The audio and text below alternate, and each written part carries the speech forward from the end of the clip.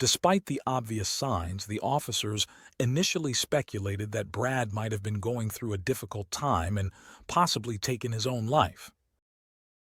When the forensic expert arrived at the scene, he asked the officers if they had found a weapon, to which they replied that they had not. However, since it's common for individuals who take their own lives to fall on the weapon, the forensic team decided to turn the body over.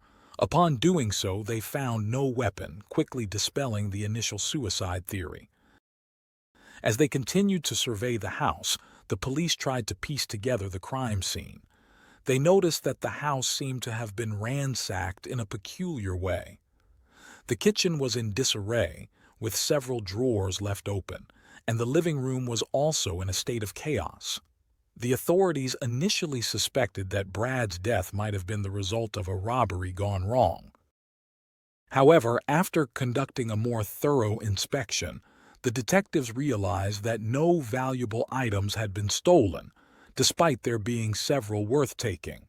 They also noted that Brad was a collector of rural-style art, and his home contained many valuable items. If the intruder had been a common thief, it was also odd that the television remained in place and there was money scattered on the floor. Considering all these clues, the police became convinced that the robbery was staged to mislead them. Given that Brad was an openly gay man working in a coal mine, the detectives considered the possibility that he might have upset some of his more conservative co-workers, potentially leading to a hate crime.